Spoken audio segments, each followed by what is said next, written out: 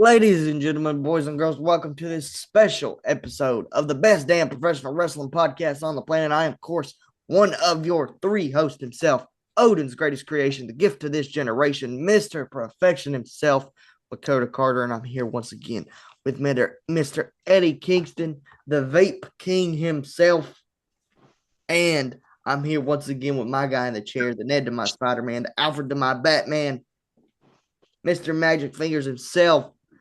How's everybody doing, man, on this fine Thursday as this will go up?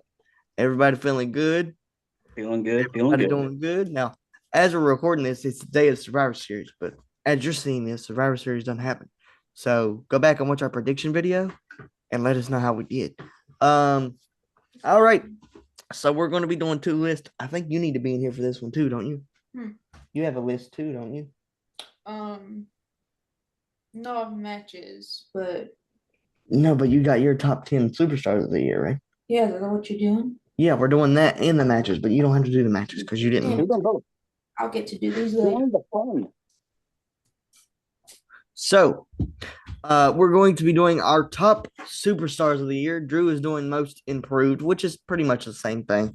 And Yeah. I'm going to be doing top 10 superstars of the year. Now, this can be across any promotion because we're not just watching WWE and nothing else.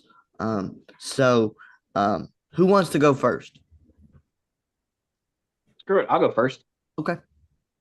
All right. So, this is my opinion.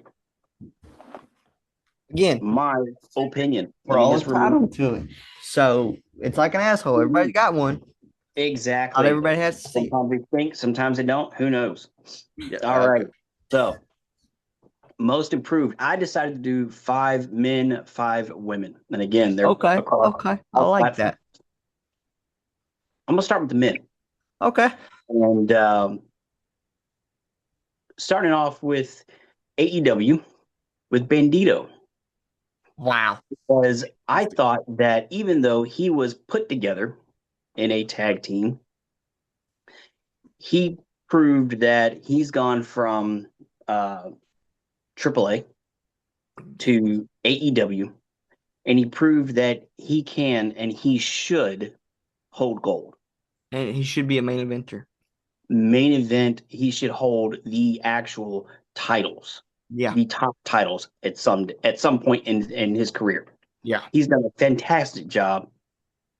And even this past week, he, in front of when he had the microphone, he was saying that he felt personal responsibility for dropping the titles at the last pay-per-view, and just the fact that he took the accountability for it was just adding another level of humility. Just to me, that was just the perfect way to make sure he was on this list. Yeah. Next, I've got Ethan Page. Yes. I just think that he is just rolling and rolling and rolling through. And he is just on his way to, he's already got 2 belts right now.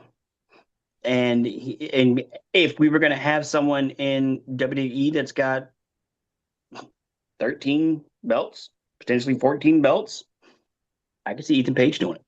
Yeah. So I just kudos to him and continuing on with what he's doing. Number 3 on the list is our boy Javon Evans. I want to see him on the main roster bad. And the times that he has been, his little cameo visits, whether he's it's ready. He is ready. He might not think he's ready, but I think he's ready. He keeps saying he's not ready. He wants to stay in NXT to keep sharpening the blade. Man, he just wants to stay in NXT because his teacher, Shawn Michaels. When he is fully unleashed on the main roster, whoever gets in his way, he is going to have a streak longer than Goldberg's. Yeah. And you stay out of his way. He's going to cut people down sharp. He is going to be what they wanted Neville to be when they brought him in. Yeah. I mean, I know he doesn't wear a mask, and Penta's like the new age Rey Mysterio, and so is Phoenix. But call me crazy, man, but Javon Evans reminds me a lot of Brian Kendrick. Yep. Yeah. As this guy who came out of nowhere, really, for the people that didn't watch him in DPW and on the Indies as Jay Malachi, which your boy did. So I was so happy to see him pop in to WWE. I think he's one of the most improved wrestlers of the year, and I think he deserves to be on somebody's top 10 wrestler of the year list. So Next very good. is going back to NXT, and it is the ruler, Obafemi. The real life Wakandan himself. Yep. And if WWE doesn't decide to put him on the main roster or have him as a surprise entrant in the Royal Rumble this year, they fail. But they flat out fail. If they're going to do it, please let Brock Lesnar be in that ring. Yes. Let Brock Lesnar be. Have Obafemi eliminate Brock Lesnar. Yeah. Have I've said for years that we need that Brock and Braun match. And we do. Yeah. We do at some point. But if I'm going to book Obafemi's Royal Rumble debut, main roster call up, basically, have Brock Lesnar go in, entrant before him, and just wreck everybody. And then he's standing there all cocky. And then you get that Wakandan music hitting. And then he just literally walks in there, fall from grace to Brock Lesnar, and just tosses him like he's nothing. Yep. And there you go. He's a made man. And even though Oba lost the NXT title to Ricky Saints here not too long ago, he's just man was on fire. He's built different. Yes. That's the reason that he was chosen for my Nexus in WWE 2K25's Universe mode, which that episode has went live, and a lot of people were upset that Finn Balor is in another group. But trust me, just trust the process, y'all. Obafemi is fantastic. So very, very good pick there, Drew. And then my top male most improved, I have to give it to him, even though I can't stand his outfit walking out to the ring. But that is AEW's Kyle Fletcher. Yes. Because he has given, and it was his win Wednesday night that gave me gave him the top most improved wrestler of 2025 for me. Was that his second victory over Okada? The only man to give him a second singles loss in the tournament. So congratulations to him. Hopefully he goes very far in this tournament, but I'm interested to see how far he is going to go in this. But the fact that he's just the way he's evolving in every match and improving in every match, it's insane. I mean, for the longest time we called him Mini Will Ospreay. Yeah. And he's proving that every single match. He's proven his identity as the proto star. So,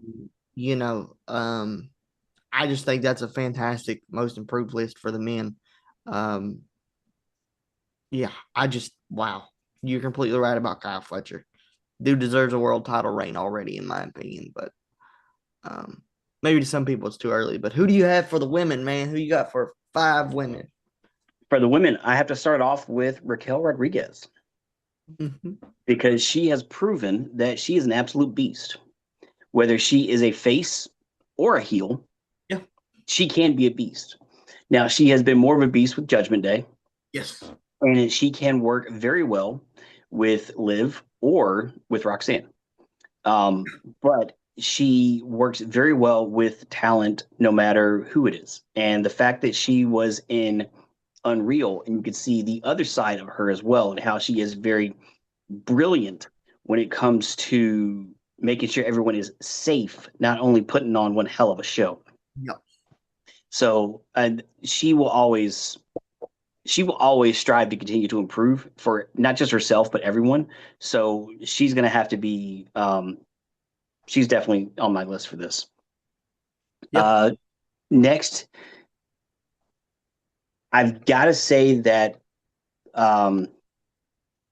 Lyra Valkyria is on my list because I love how she has been evolving Yeah. into not only just a singles competitor, but how they are evolving her with the story with Bailey Yeah.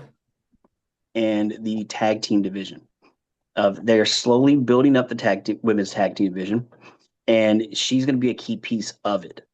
And I think that with the way they were doing her IC title run with her and Becky and the matches that she was putting on earlier this year, as well as now the tag team division, she's going to be a wild card to watch out for. Yeah. Because she could, as as someone who is going to be a future in the business,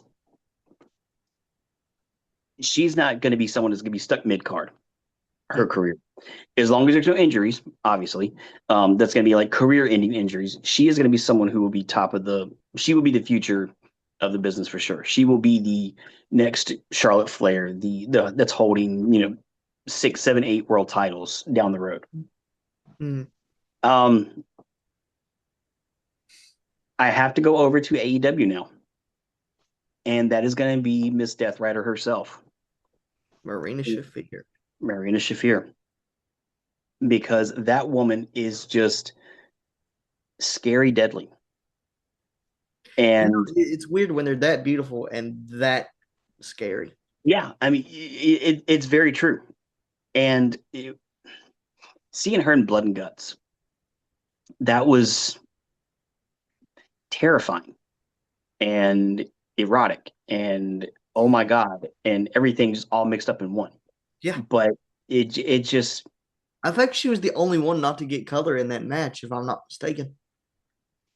I believe she was. I Wow. truly believe she was. And she went barefoot. Yeah.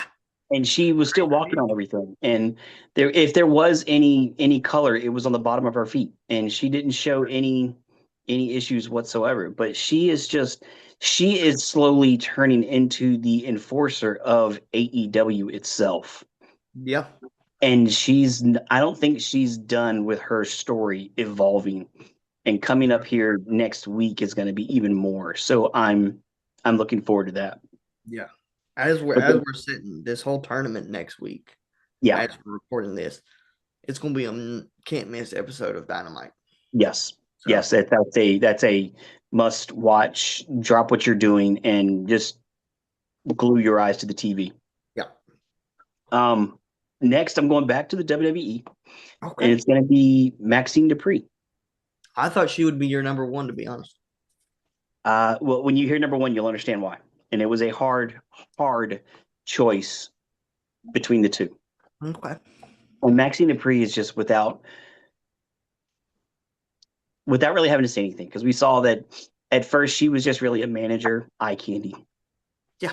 And she was involved with a few things here and there. She was really a trainee, and she went through the Alpha Academy training regiment, and you've just seen her steadily improve and improve and improve and improve.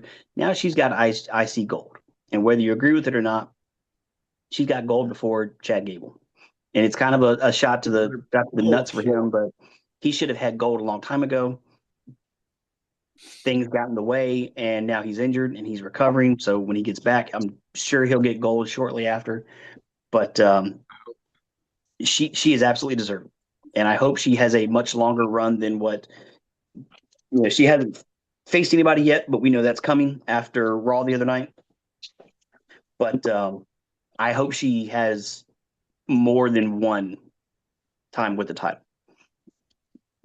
And now my top most improved women's wrestler of the year is AEW Harley Cameron, who is the equivalent of WWE's Maxine Dupree.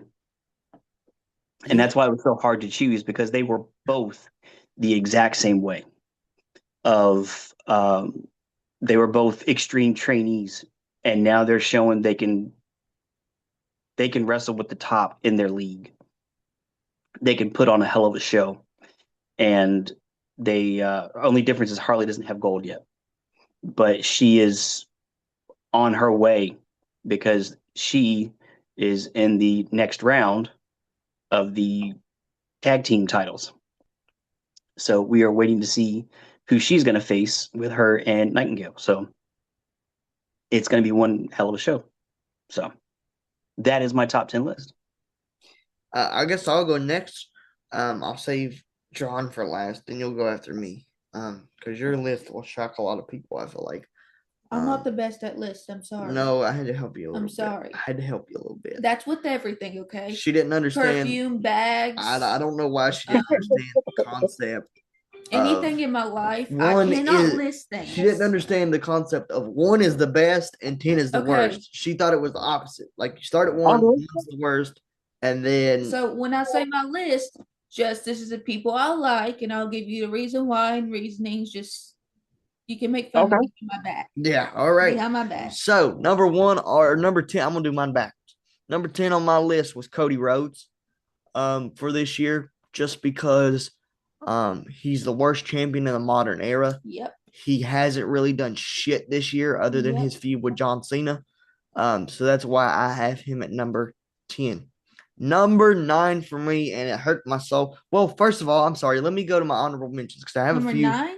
I have a few in honorable mentions. Honorable mentions. Number 1 is Toni Storm.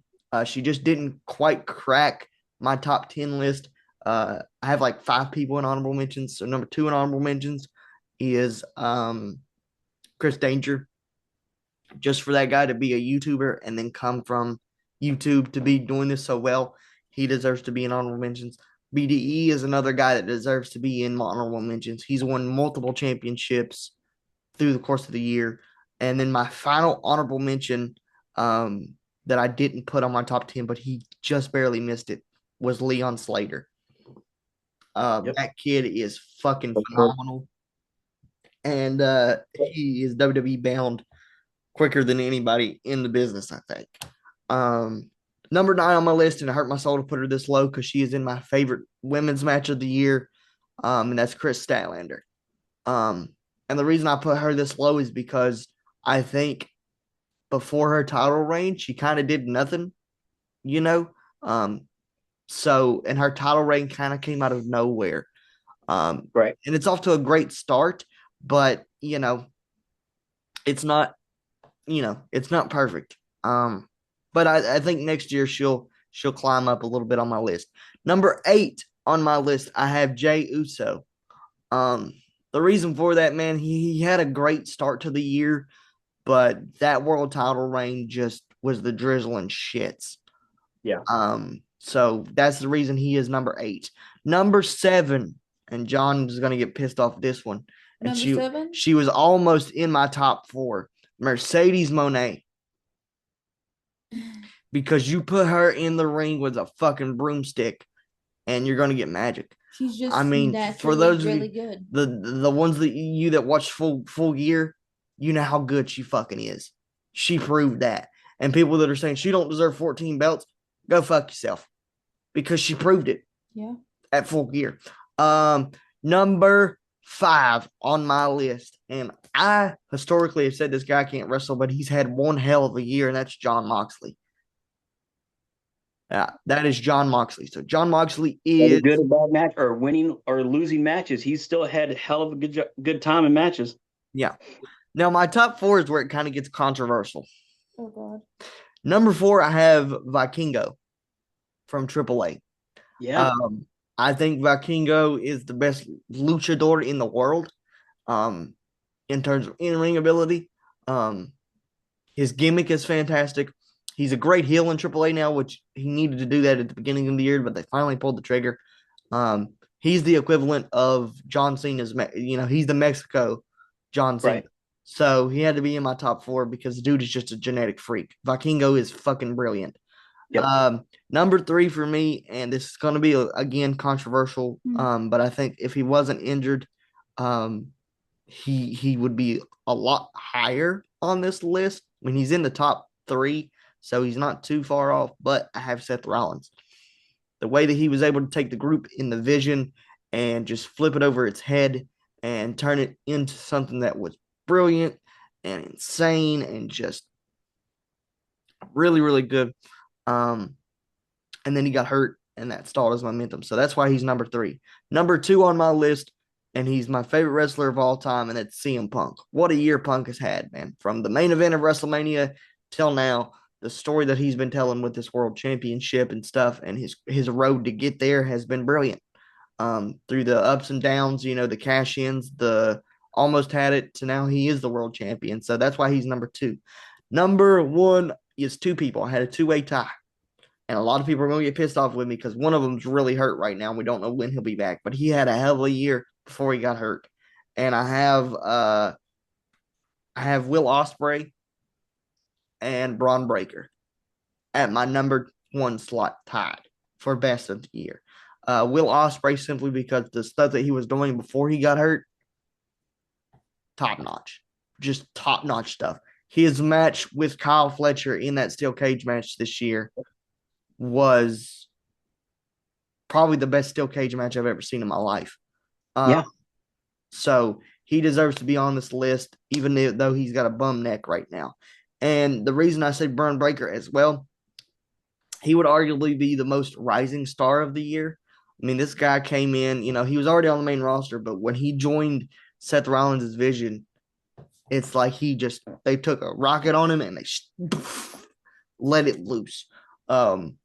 He's entertaining. Every time you see the guy in the ring, you want to pay attention. Every time he runs at somebody, you cringe. So I think that for my top 10 wrestlers of the year. I know I didn't have a lot of women, but that's because not a lot of women impressed me this year. Other than Statlander and Monet, I think those are probably the top 2 women of the year. I put Chris Statlander solos because before she won the title, she was just dog shit. So I'll save John for last. I'll go to your. I just fucked up my list. Okay, great. It's okay. I'll go to your list now. Go ahead, give me your list. Dominic Mysterio. Dominic Mysterio is number 10. No, I'm going with 1. Okay, so you're going from 1 to 10. Okay. My dyslexia just kicked in. Why Dominic Mysterio at that number 1 spot? Because anytime he's on TV, it's just I can't help but laugh at him. He's enjoyable. He's very enjoyable. He's very just enjoyable likable to me. No matter what he does, it's just he's probably the most likable heel in the business right now. Yeah. And I did have Seth Rollins at 2, but I changed it to 3 for a reason. Oh. He is hurt right now, so he's not doing anything. So right now it's Braun Breaker and Jacob Fatu. At number 2. Yes. Okay. I could see that. Okay. Fatu's hurt right now too, but he did have a hell of a year. The reason I say Braun Breaker is because anytime I see him when he's about to attack somebody, I want to look away. I have to see what he's about to do to them. It's like people get ready to get a car crash. Yeah. As soon as he hits somebody, it's like watching a car crash. So yeah, that's valid. And I said number 3, Seth Rollins. He would have been higher, but he's hurt. But he is hurt right now. In accountability of his injury. Number 4 would be CM Punk. I hate you. God. Bro, what was my number 5? What was your number 5? I fucked up my whole list. You fucked up your whole list? Who was your number 5? You deleted the whole thing. Because it fucked up the whole thing. Okay, we'll just throw out a name. Who are you thinking? Because this whole list just got erased. My phone's very glitchy sometimes. I thought number 5 was Tony Storm for you. Yes. Tony Storm, I enjoy her. Anytime she's on screen, it's just I laugh. You can't help. Because she says the most out-of-pocket shit you've ever heard. That no one says, but she can say it just because it's completely unpredictable. Just because it's her. Mm-hmm. And then I'm just going to go with the worst right now. It's Cody Rhodes. I'm sorry. No. Cody Rhodes That's a big no for me. I don't care. The worst wrestler in the business currently right now. Yeah. Number 9, it's Jey Uso. So she's got Cody at 10 and Jay at 9. Yes. But the Drunk Brothers. Okay. If they didn't it would be fun to party with though. They were supposed to pull with him. They messed up his whole thing. But you cannot deny what he has on the crowd. He has a crowd every time he comes out. Oh yeah. Yeah, His connection so that with- helps him. The his connection with the crowd audience is so keeps good. him above water. Yes, so Like, that's what's helping him right now. if he didn't have that catchphrase, he would probably be just Roman's bitch. Mhm. Yeah. And I love Swerve a lot. He was injured half the year. Yes, That's why he was. that's why he That's why wasn't he's on my like list. And I know a lot of people are going to say, "Well, Osprey was 7? hurt." He's like 8. To Yeah, me, 8. to me, Osprey had the better year than Swerve Yeah. because of just the matches that he had before he was hurt and the caliber of matches. I mean, a lot of people say that I ride Will Osprey too hard. You can't deny every match he had this year was every bit of a 5-star match. He did not have Yeah. a bad match. No. He could wrestle John and make John look like a fucking superstar.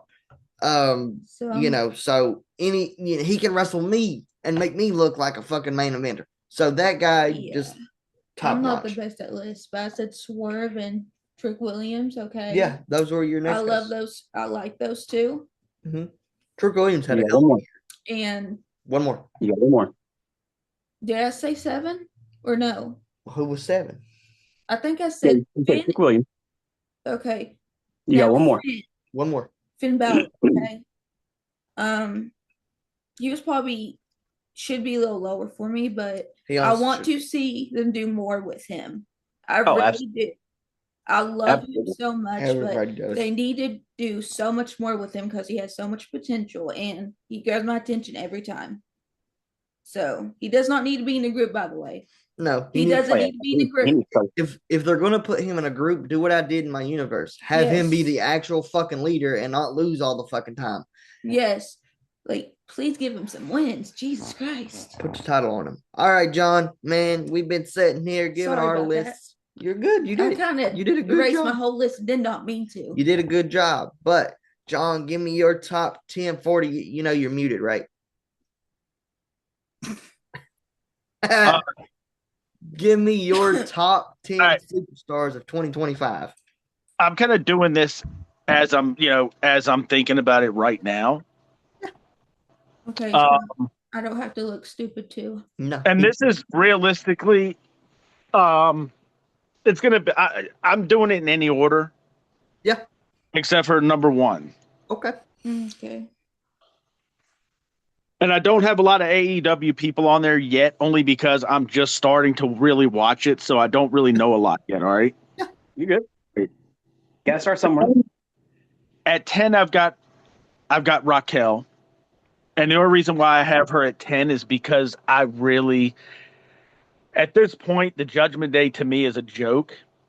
Once Priest and Rhea left, it's not the same. So with Raquel, she's a monster, but I think she's better off by herself. They can do more with her. 9. 9, I'm gonna put Cody there, because unfortunately Cody is kind of quote unquote carrying the company, I guess you'd say. But the only thing is he's really not putting up matches like talking about. He had 2 good matches this year. That's about it. And it was all because of who he was in the ring with. Mm-hmm. Yeah. 8, I'm gonna put Oba. Just because I don't know a whole lot about him, but the little bit I've known and I've seen, he's the future. Yeah.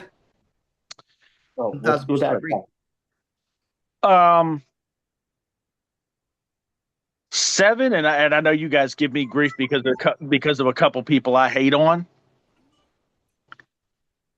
but I'm gonna put Gunther at 7.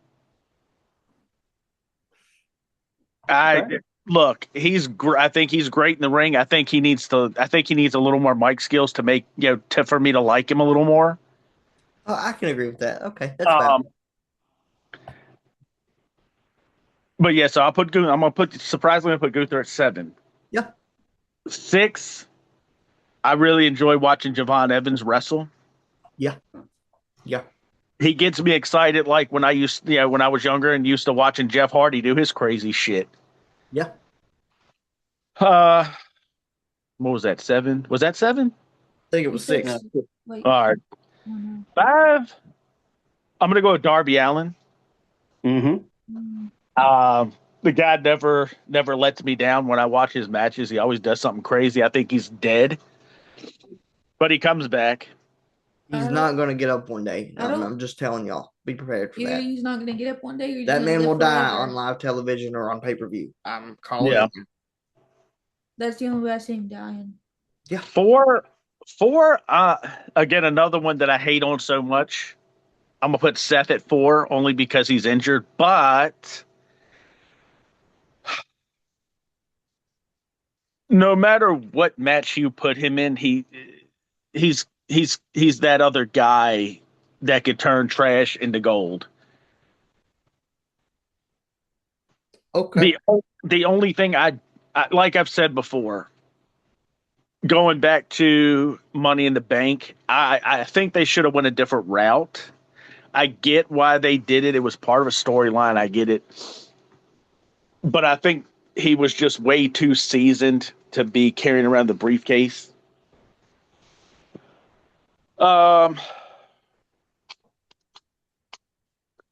3, I'm going to put AJ Styles at 3.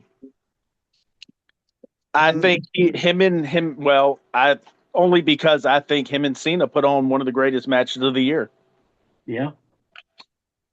And we haven't got much longer left with him either, and he's still great to be 40-something years old. Yeah. 2, I'm going to give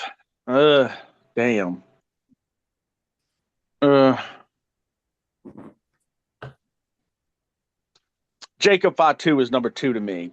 Wow. Okay. 1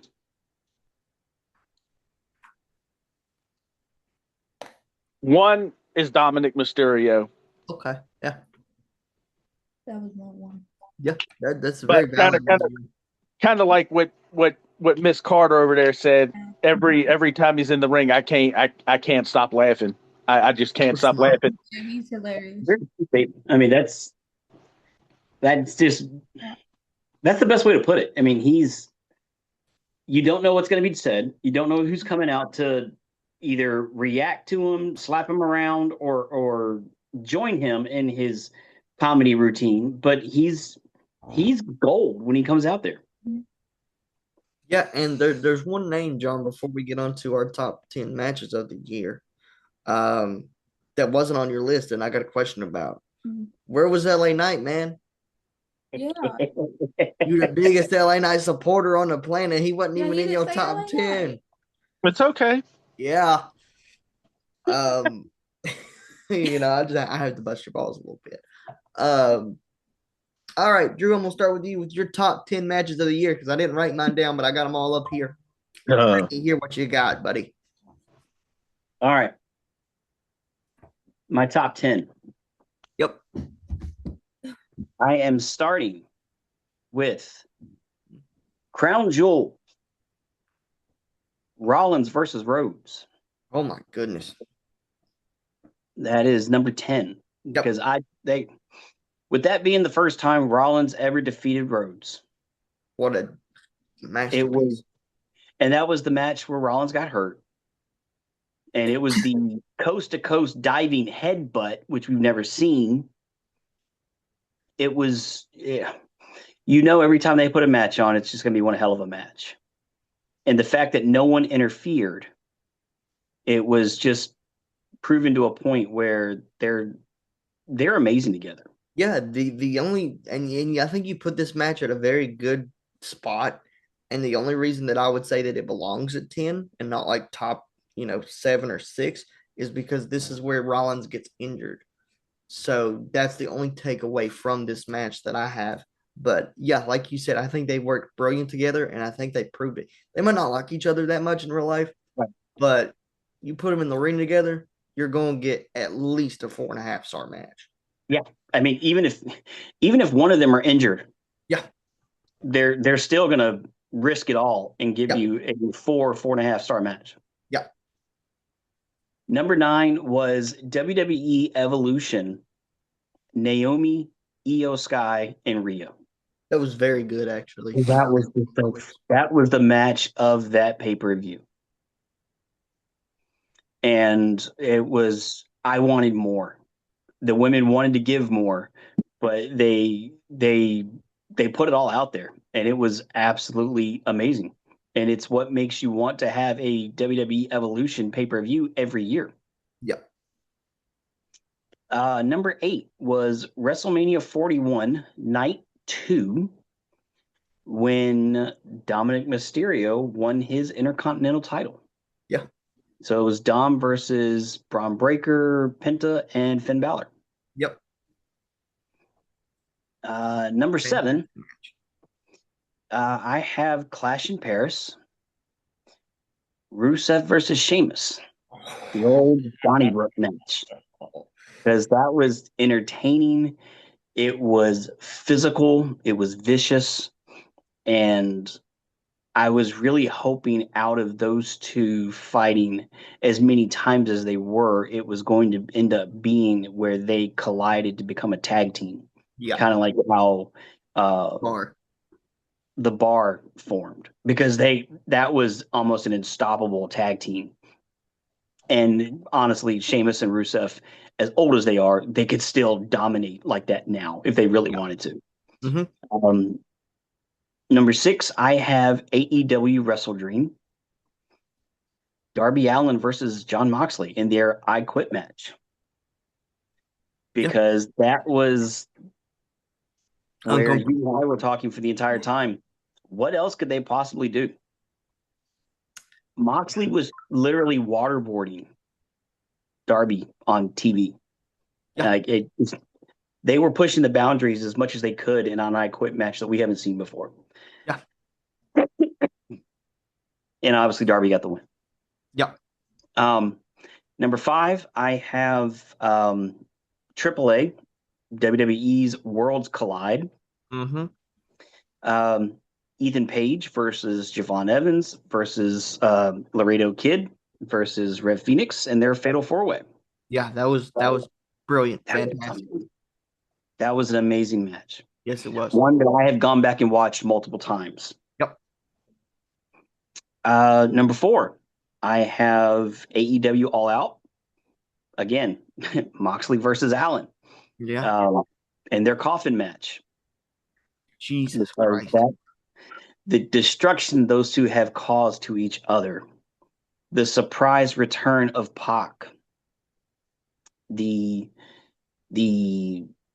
putting someone in a body bag and then setting that body bag on fire with the person inside of it afterwards. Again, they are re-upping the bar on things they're doing to people, and just they could arguably be locked up for some of the stuff they've done. Murder almost. Like literally. Yeah. Literally attempted murder. Yeah. That they're signing up for. My top 3. AEW Blood and Guts. The women's match. Oh, okay. Bravo, ladies. Bravo. Fantastic. They proved AEW, the women's division, is the standard for women's wrestling. Yeah. Before I get into my top 2, mm-hmm. I'm going to do my honorable mentions, because it is my honorable mentions were Cena and Styles at Crown Jewel. And then it was the Elimination Chamber this year of Cena winning the match, and then the official quote, quote, heel turn. Yeah. Because no one saw it coming. We say we wanted to see it, but then it happened, and then we couldn't believe it happened. And then I would arguably, like, still after, even though it turned out terrible. Yeah. It might be the greatest heel turn of all time. We hadn't seen anything like that since Hogan did his turn, but still, it was like bashing the beach all over again. Exactly. So, and then number 2, AEW All Out. The fact that I'm saying this out loud, I'm thinking of the match in my head, and I'm already getting goosebumps and cringes all over again. But it was Mark Briscoe versus MJF in the tables and tacks match. Oh my God.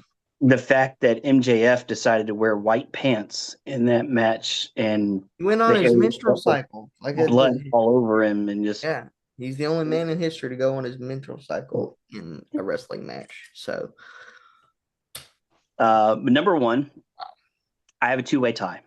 Okay. It is the AEW Blood and Guts men's match. Okay. Wow. And AEW New Japan Wrestling Forbidden Door match between Darby Allin, Hiroshi Takahashi, Kenny Omega. It's Kota Ibushi. Yeah. Mm-hmm. And then Will Ospreay versus Moxley, Claudio, Gabe Kidd, Matt Jackson, and Nick Jackson. Their lights out 5-on-5 cage match. Yeah. Which afterwards they viciously attacked my guy. But that match itself was still absolutely the definition of what a cage match should be. It was violent, it was vicious, but it was still entertaining in what wrestling is all about. Yeah. So, I mean, that itself, AEW with top 10, AEW had that in the bag. Yeah. So, I'll go next and I'll leave John for last. My number 10 is something that was already on your list, but my top 10 because it just barely made it. And it's that fatal 4-way at WrestleMania 41 where Dirty Dom gets his first ever singles championship. I thought this match was brilliant. Everybody involved did their job. It was fantastic, man. It was just brilliant. And it was exciting. Number 9 for me is the women's triple threat at Evolution between Naomi, Io, and Rhea. I thought this was one of the best women's matches of the year. Not quite the best women's match of the year, but it was up there. Very entertaining from start to finish. Number 8. Holiday. Now, a lot of y'all aren't going to agree with this, but just because of the magnitude and what it was, I have WrestleMania 41, Jacob Fatu versus LA Knight, or 42, my bad. LA Knight for the U.S. Championship, where Jacob Fatu ends up becoming the United States champion for the first time in his career. Number 7 for me, we're pushing through, is John Cena versus Cody Rhodes at SummerSlam. Okay. This year. I thought that match was brilliant. I thought every match that Cody had with Cena this year, and he only had, 2, were brilliant.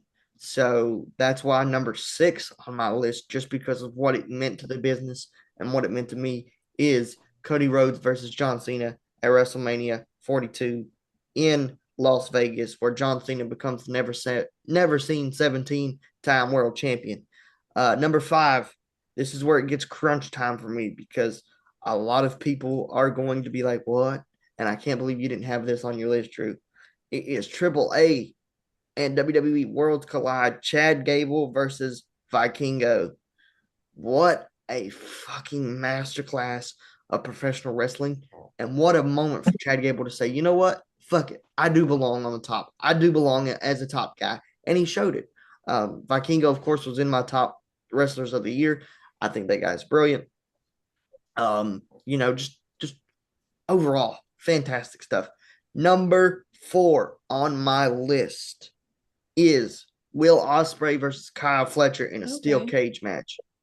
If you haven't went back and watched that match, I mean, I know I glaze Ospreay all the time, but it was one of the greatest things I've ever seen in my life. Yep. Just the story that they told and the personal brotherhood that they share in real life and the hatred that you could feel on the screen and that Spanish fly from the fucking top of the cage. Yep. Like Will said that he called his wife right after and she was like cussing him out.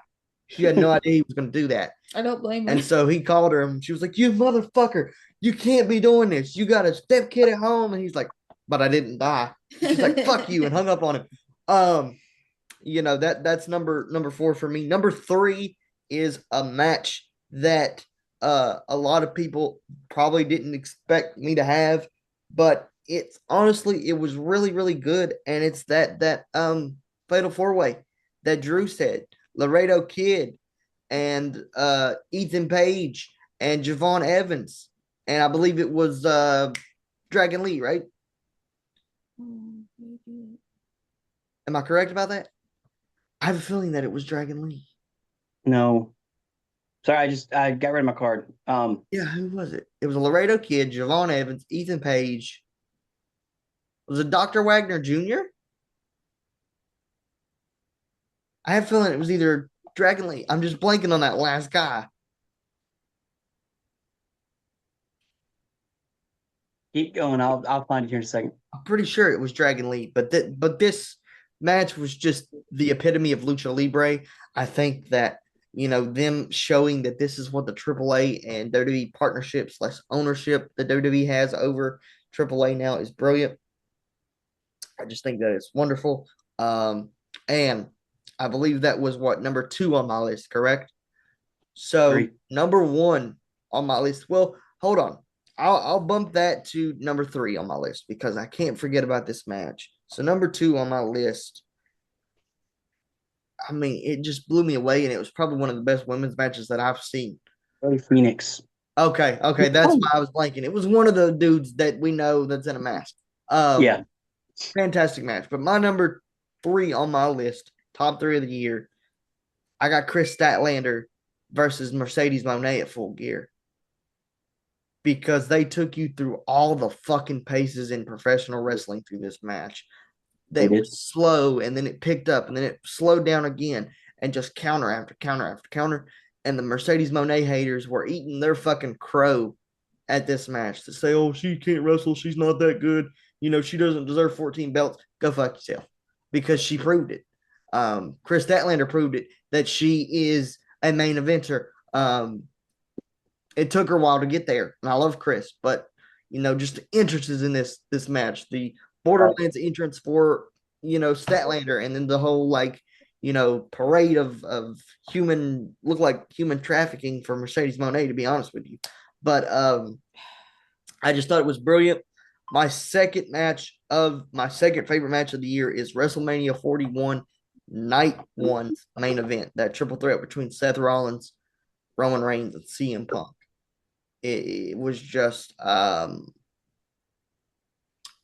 peak. You had all these guys that are almost pushing. I'm pretty sure all of them. Punk's 45, I think 46. Mm-hmm. Roman's pushing 40 something.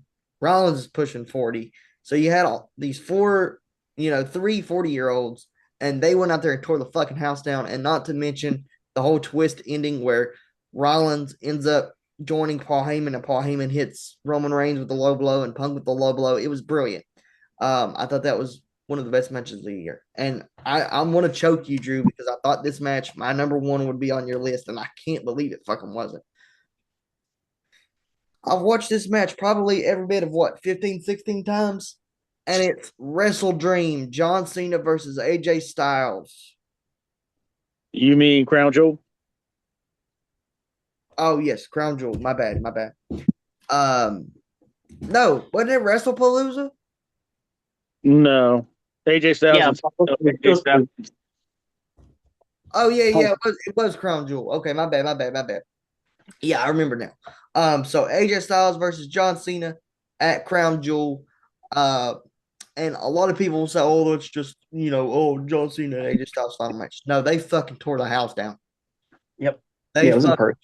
They tore the fucking house down, and it was every bit of everything that they advertised, from the Bray Wyatt Easter eggs to the Edge shout out to the Christopher Daniels shout out from, and the special introduction that Cena had written for AJ.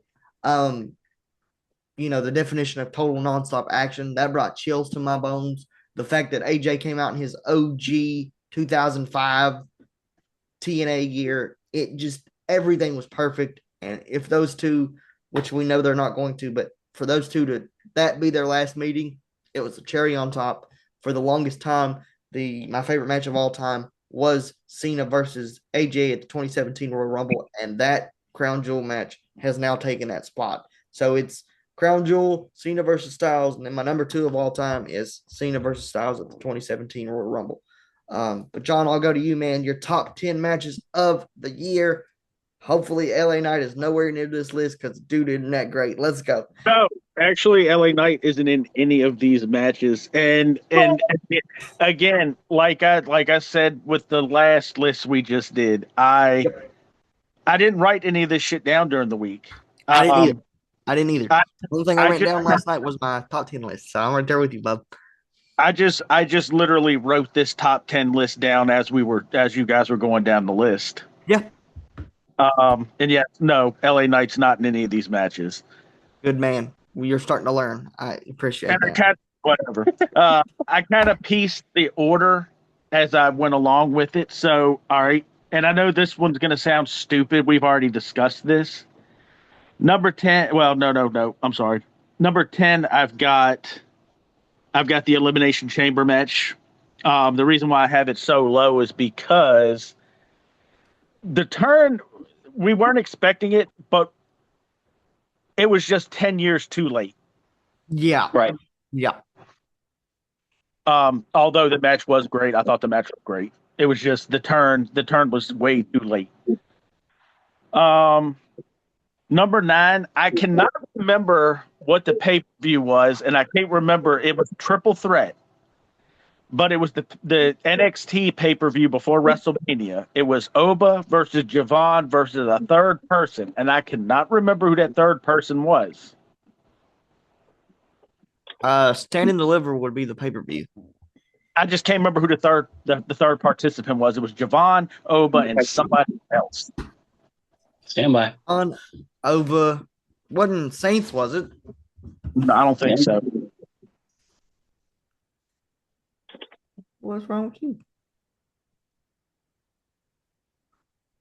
Yeah, it was Stand and Deliver. I'm just trying to fucking get this website and it's not popping up for me. It's Trick Williams and Eddie Thorpe. I copied it. How you do this? No, hold on. What? Here, do it on my phone. Hold on. You won't let me do it on your phone. That's the problem. What's the website? We're trying to figure out who this here.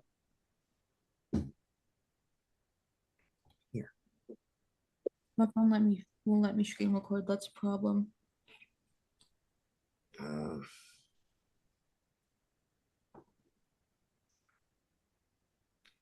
So this is the website, right?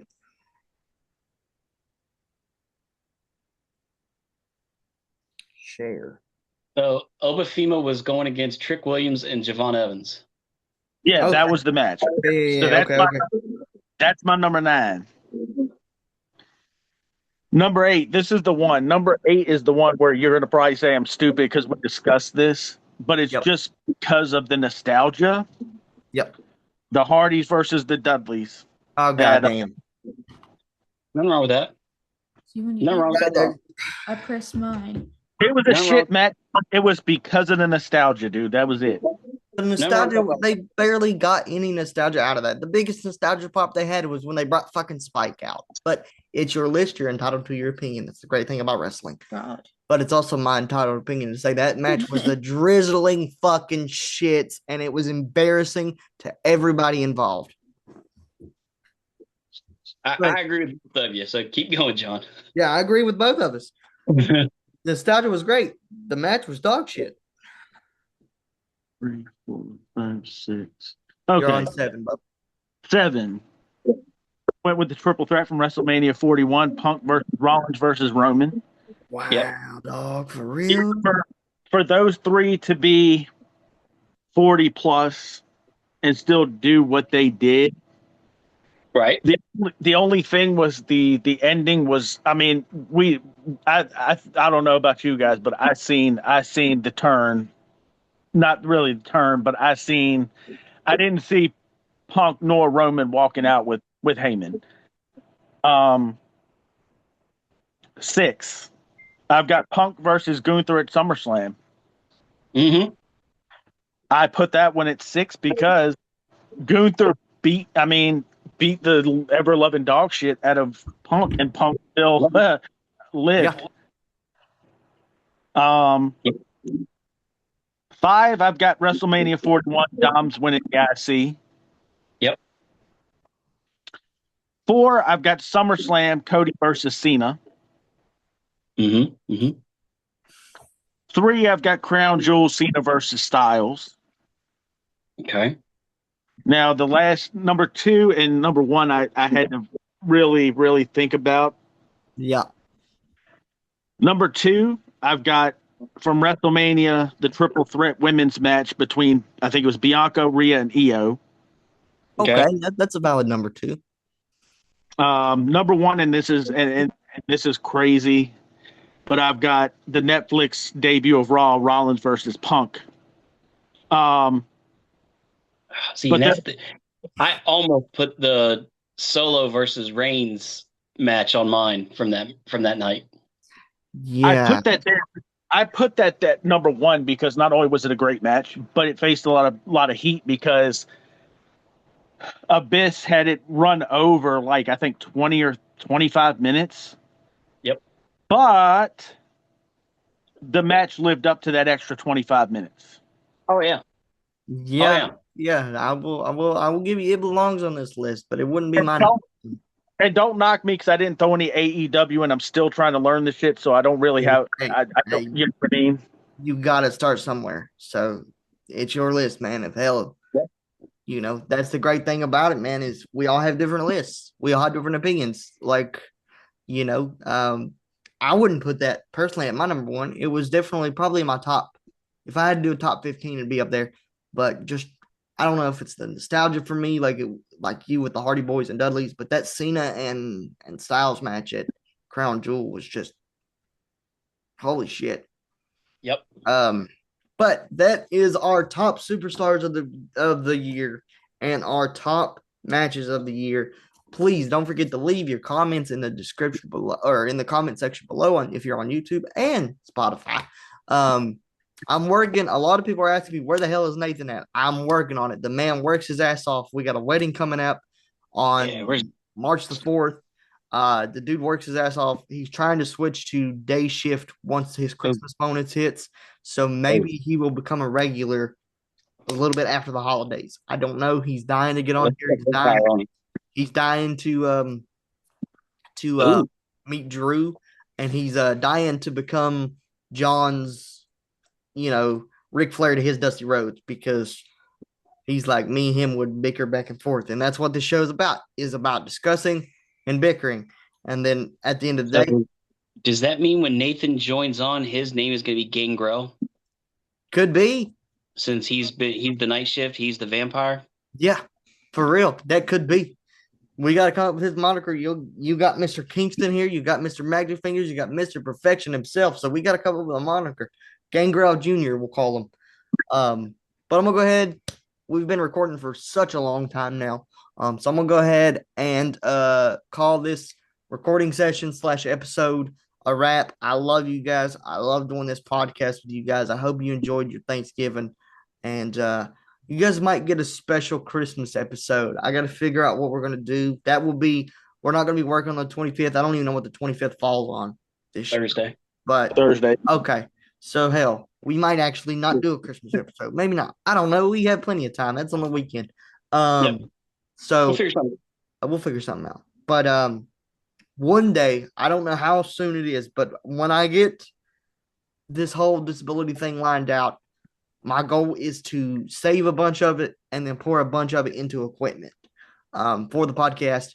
That way, one day we will be able to do a in-life mafia meeting and do a real in-person episode, because these two, as much as John's opinions aggravate me, I love them to death, and I would change it for the world. And this dude right here is my best fucking friend. So one day y'all are going to see the mafia come together, and who knows, maybe John might need to give me a stiff chair shot for all my what the fuck moments for. Nope, I'm not a violent guy. He's a lover, not a fighter, people. Exactly. Thank you guys for watching. We love you guys. Hope you guys enjoyed your Thanksgiving. Hope you guys enjoy Survivor Series. You guys will see this after Survivor Series, but I hope you guys did enjoy it. But I'm gonna go and get that prediction video up as soon as I possibly can. Then we got to get ready for the Fortnite live event. By the time you're seeing it, it already happened. But if you guys missed it, I'll be streaming it over on my Twitch, twitch.tv/Brotherhood Entertainment 2. So see you guys over there, hopefully. Biggest Fortnite live event in history. Again, they don't sponsor us, but I have to give them a shout out anyway because one day they might.